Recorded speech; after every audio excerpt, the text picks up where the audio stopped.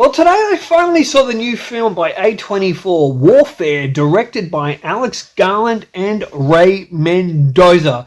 Now, I personally haven't ever been in combat, unless you count trying to get toilet paper during the pandemic.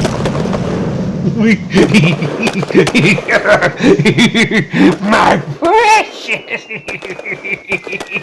Let's look deeper at Warfare.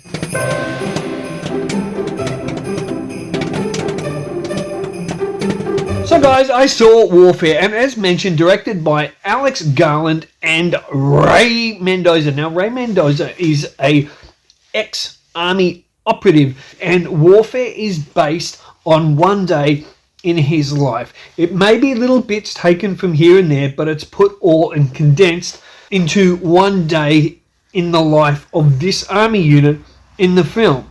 Now, straight away, a lot of reviewers have been saying the same thing. So if you've watched other film reviews, you probably understand that this is not your typical war film. And that is completely correct.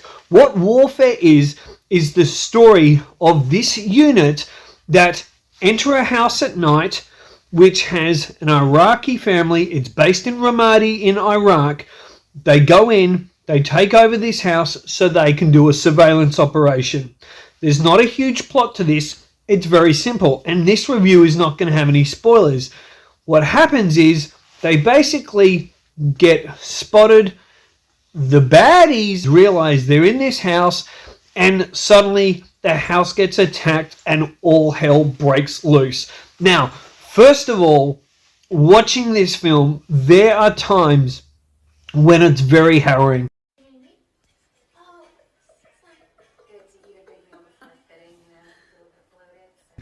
And I had these two thoughts.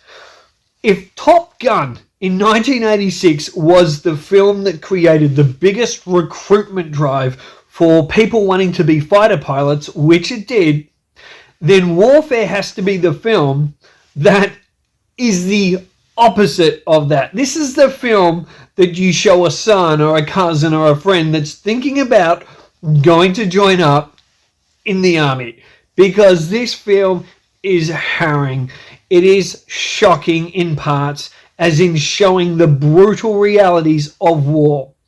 And the second thing I thought of is every politician who sends someone to war to die pointlessly, needlessly, even though the film doesn't say it, because the film doesn't get political, but that's a beautiful thing about a film like this that doesn't get political.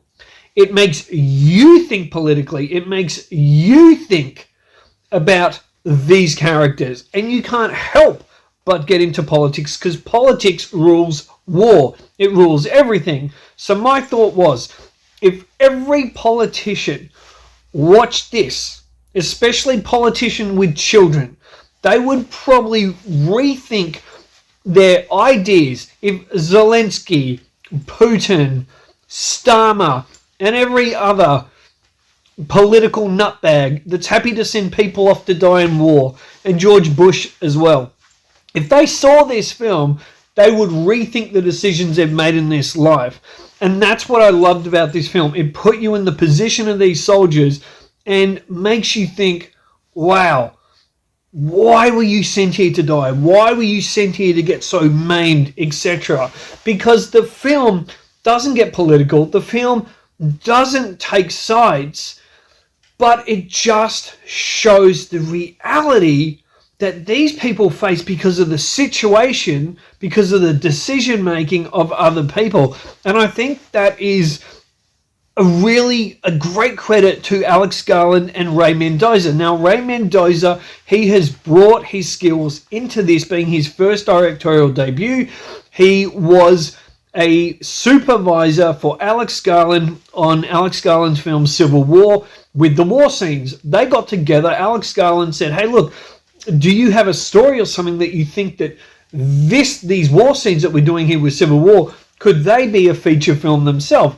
And this is what Ray Mendoza came up with. Now, as I said, there is violence in the film, but none of this is stylized. There's no musical score to the film. The gunshots and everything sound I hope anyway, sound as realistic as possible, and often there's boom, boom, boom, boom, boom, there's gunfire. Even before everything happens, you hear gunfire off in the distance, and you kind of feel for the people in and around these areas as well, innocent victims caught up in this. And what I love also, guys, is that there's no villains as such. We might see the back of an Iraqi shooting a gun, and at the start of the film, it's a very slow lead up into the film because it's just showing you almost like the day-to-day routine of these soldiers doing this reconnaissance, basically, and you see Iraqis through this sniper lens carrying about their thing, and then things start to get a little bit questionable. Then more Iraqis show up and they've got guns, and then the soldiers start to think there might be something going on. But it's this realistic lead up. Now, if this film was made 10 years ago, there would be shaky cam. It would be stylized, music, etc. There's no shaky cam. And it was like, more than halfway through the film, I realized there might be there's handheld, but a lot of this is in wide, fluid shots. It's not cut, cut, cut, cut, cut. Even when they're in dynamic battle and some of the soldiers are on the rooftop, boom, boom, boom, boom, boom, shooting, it's widest shots, and they try to keep as much as they can in long takes, and I really appreciated that. It isn't nauseating, and it still adds a realism to it without being over stylized. And especially with no music, it really works because the tension is on that gunfire and the stress coming from those soldiers. Now, what blew me away, guys, is I did a little bit of research on the film after I saw it today, and I was shocked to know, A, it only had a $20 million budget, and B, the entire thing, no spoilers here, it doesn't matter, this information I give you doesn't matter, this is just information for the film and for you to look at it and go, wow, probably admire the film more if you've seen it, or make you want to see it if you haven't seen it. The entire film was shot like an hour or so out of London. It was shot in England.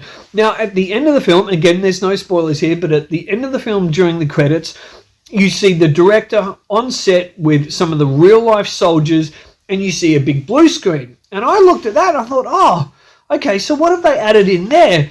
And I was thinking throughout the film, where did they film this?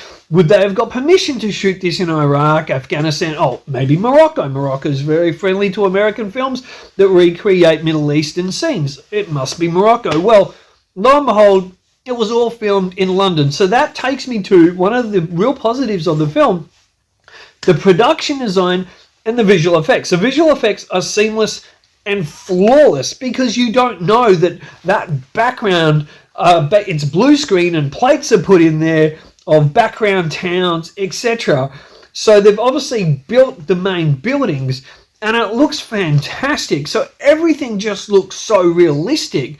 So guys, I would just love it if you guys could go and support this film. If you haven't seen it, if you're going to go see Thunderbolts, which is a good fun film, or you're going to see other films, Minecraft, whatever, please keep in mind this film's out there. It's a $20 million film. For this film to even break even, it's got to make up over $60 million. And this is the type of film that we need. We need films that are based in reality, obviously to an extent, but we need where real voices in cinema and new voices are being supported, and mid-tier, lower budgets now, $20 million, are being supported, so we can see more of these films being made again. It is a fantastic film. It's not going to be for everyone. Some people may find a little boring here and there, but when you look at it from the point of view, and the actors give such a great performance, and the only actor I knew in this was Will Poulter. I'm just not familiar with a lot of these other actors. And I think that's a great thing because it never took me out of the film. And even when I saw Will Poulter, who I know he was recently in Death of a Unicorn, and he's a hilarious actor. He's got this great range where he can be really funny, and now he can do these serious dramatic roles.